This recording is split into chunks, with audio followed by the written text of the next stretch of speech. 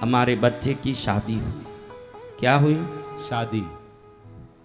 पत्नी आई भक्ति वाली और पति है एकदम नास्तिक। कभी मंदिर जाने का कोई रुचि नहीं है, मंदिर जाने में ही मन घबराए, मंदिर जाने में कोई रुचि नहीं। अब पत्नी को मंदिर जाना है तो उसने हाथ जोड़ के कहा, मेरे घर में आध्यात्मिक आराधना का हमारा घर का प्रचलन है, तो मैं मंदिर पूजा भक्ति में जाती हूँ, मैं क्या जा सकती हूँ? पति ने अभी नया नया है तो अब क्या ना बोले। आपको भी याद होगा कि नया नया था तो क्या क्या बोलता था कि आकाश को तोड़ के लाऊंगा, पाताल को तेरे लिए हाथ में पकड़ाऊंगा, क्या क्या बोला था बहनों, देखो बोला कि नहीं? अब तो उसको हाँ भाई तू ये काम कर दे बस, ऐसे हाथ जोड़ना पड़ता है कि नहीं? तो ऐसे पति, उसने बोला कि चलो तुम मंदिर जाओ, उसमें मुझे कोई लेना देना नहीं है, लेकिन मैं मंदिर या भगवान को नहीं मानता। आपका कर्तव्य समझा रहा हूं बहनों, कैसे पतियों को संभाल सकती हो। कई लोग मेरे पास आके रोज शिकायत करते हैं कि मेरे बच्चे कहना नहीं मानते। आप में भी कई लोगों को ये शिकायत होगा ना, मेरी बच्चियों, हाथ हाँ हाँ करो, है तो हाँ, सबको है, ये बात है। पति भी कहना नहीं मानता है ना, ये शिकायत है ना। अब सिखाता हूं, देखो आपको क्या है, ये कहानी से समझ लो। अब पत्नी ने कहा मैं तो मंदिर जाऊंगी, पति ने कहा जाओ तुम्हारी मर्जी, मैं नहीं आऊंगा, मैं तो भगवान या मंदिर नहीं मानता, तुम्हारे जाने से मुझे कोई ऐतराज भी नहीं है। अभी नई नई बात है तो उसने ग्रीन झंडी दिखाई, जाने दो, अभी पहले पहले ही लट लट करेंगे तो पहले में ही काम शिव धनुष की तरह हो जाएगा। यानी क्या हो जाएगा? शीशा हो या दिल हो आखिर टूट जाता है।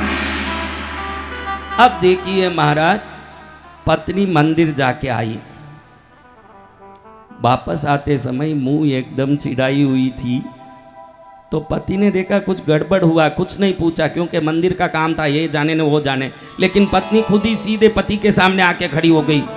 सुनो जी, 2 लड़के मेरे पीछे पीछे ही आ रहे हैं। सुनते ही इसको लगा कि कौन है लड़के पीछे पीछे आ रहे हैं? जो शादी के पहले मैं जो काम करता था वो काम करने वाला कौन है?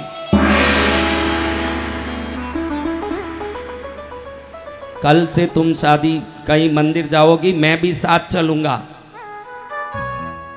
ऐसी स्त्री होनी चाहिए जो चतुरता से अपने पति को धर्म मार्ग में लाए। अब देखो मंदिर की ओर चलने लगा। अब वो बोलता है कि मैं तो भगवान या मंदिर को मानता नहीं, मैं बाहर खड़ा रहूंगा, तू जाके आ।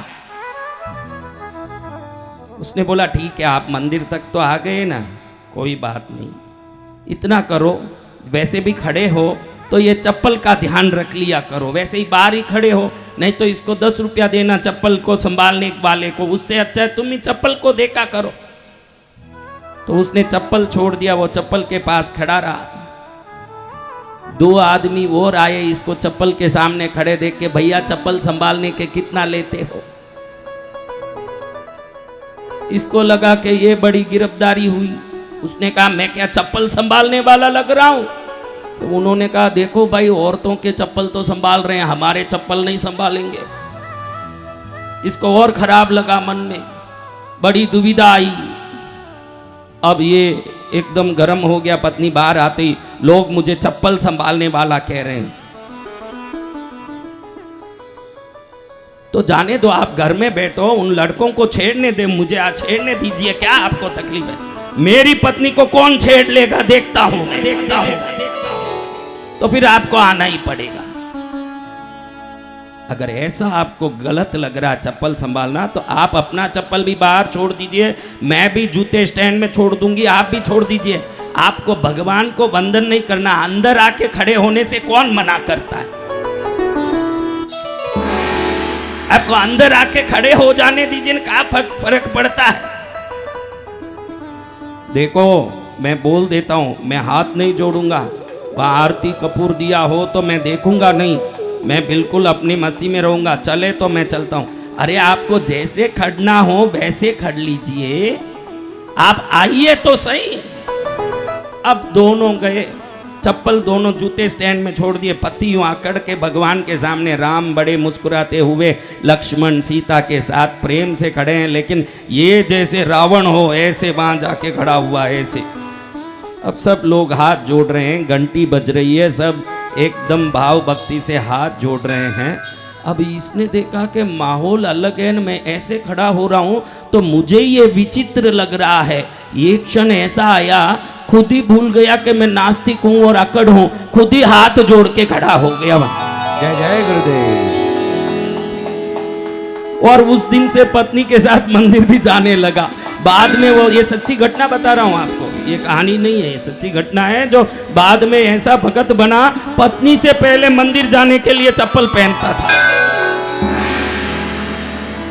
तो आप लड़ाई झगड़े से परिवार के रिश्तों को सुधार नहीं पाओगे। आप कहो कि भाई मैं बोलूं ये सुनना है इसलिए ऐसे करना ही पड़ेगा। जिद्दी से झगड़े से कोई सुधरा न कभी कोई सुधरने वाला है। चातुरता से ही दुनिया में किसी को आप अपने पक्ष में कर सकते हो। इस बहन की जेने मैंने कथा बताई, उस बहन को ना तो कोई दो लड़के छेड़ रहे थे न कुछ हुआ, लेकिन पति को कैसे संभालना ये विवेक उसको जो आया, उसके पति को भी परम भागवत बना दिया उस प्रसंग से। तो आप भी ऐसे चतुर हो जाओगे तो बच्चों के प्रति, पति के प्रति कभी चिंता नहीं करना पड़ेगा। आप अगर धर्म मार्ग में पति को, बच्चों को लाना चाहते हो, हर प्रकार की चातुर्य को आप अपना सकते हो। धर्म में उसका छूट है, आप कुछ भी कर सकते हो।